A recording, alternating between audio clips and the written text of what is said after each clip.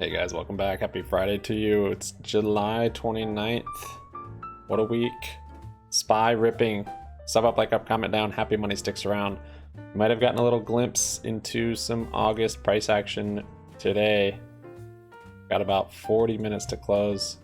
We have Twitter. You can follow us on at Happy Money YT. Might do a Twitter Spaces. You guys can come chat, come ask questions, which I won't have the answers to, but I'll do my best. We have a Discord server, link for that's in the description. SPY rip rally today. So PCE, was it PCE, PCI? One of those numbers came out. Consumer sentiment, basically, whichever one that is. It met expectations, wasn't worse. So basically, earnings are done. Data from PCE, PCI, all the acronyms, GDP. We've gotten it all. So market is ready to rally. Nothing was so bad that it scared the market. Basically, markets always want to go up, more or less. So it's always going to magnetize up. So unless there's something really bad that happens, it's going to want to go up. And we could argue on what's happened that's bad, but if it's what they're expecting, then it's not bad. So biggest bear market rally, we've actually already crossed that threshold, which I've been calling for 2 to 3 weeks now, ever since I saw this RSI divergence. And today we will officially be bullish on the MACD on that SPY weekly candle. Got big green weekly candle over the 9 moving average, bullish MACD, rip rally on the SPY. Basically, in 420, you know, that might just be a stopping ground. That was kind of my next price target on it in that range. We'll see what happens when it gets there. I mean, this thing could, you know, it could keep going. Could have momentum. Next data set is CPI, which is here, August 10th. And we could see that be the top of the bear market rally, just because if it comes in, go down a little bit, if it comes in really bad, then yeah, maybe that would stop the rally. But even if it's bad and met expectations again, I think the rally will continue. So that's kind of the next point. That divergence is still there, until we break this 415, which we could do next week. See, because this RSI is much higher than this one now. This price action is still lower, but it looks like we probably will break it. So, yep, it's looking like it. So, biggest bear market rally. We've already had it, but I don't think it's done yet. If you look at that movement, that's 14%. Biggest one we've had so far, I would say it was that one. That was 11.9%, so 12%. So we've already had the biggest bear market rally of 2022, and I don't think it's over, and I don't think we're going to get another one this big this year. So I think this is the biggest one we'll have. If the market crashes this year, we'll see. It might not be till next year, after elections. So during this rally, it could chop for a bit. We could get some sideways action like this. And that actually might be happening next week. You know, it's big 3 days up, just like this big 3 days up, and then we had to kind of trade in a range before we dumped. Might see that next week on SPY, just some chop, and then CPI comes out, and we'll see what that does.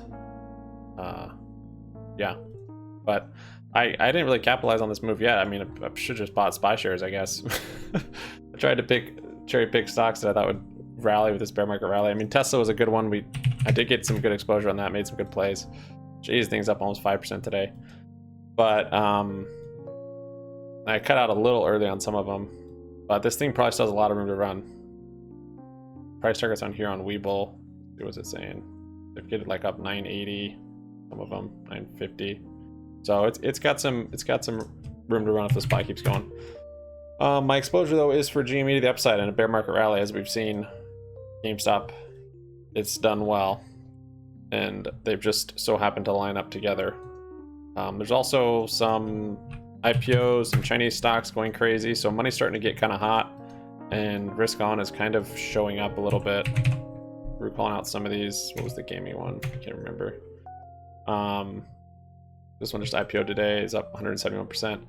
So we could see some of that flow into GameStop also. GameStop's now cheaper, so that will allow FOMO to happen easier, into options as well as the share price. And today's volume was going to be less than yesterday's. I think today will probably be more, but it was going to be until this last little volatility we got at the end of the day, Aha, what happened here? So I'm basically still hyped for next Tuesday, next week. And then all really August, but it really could have a big day on, I think, Tuesday. And if not at the beginning of the month, then probably not till closer to the end of the month. Like we've seen on GameStop, it likes to run it towards the end of the month and sometimes into the next month. So there's end of the month into the next month.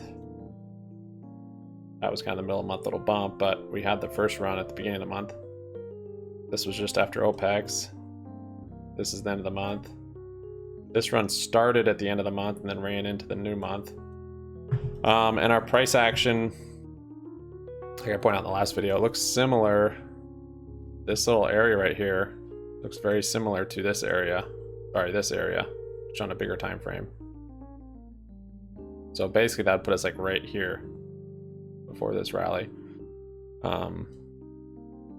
Yeah, and today being a Friday and GME holding up this well, I mean, even if it was just down a little bit, you know, down 2%, 1%, that's pretty bullish for next week regardless. So Monday, I don't know, maybe it'll come down some. I am still hyped for Tuesday.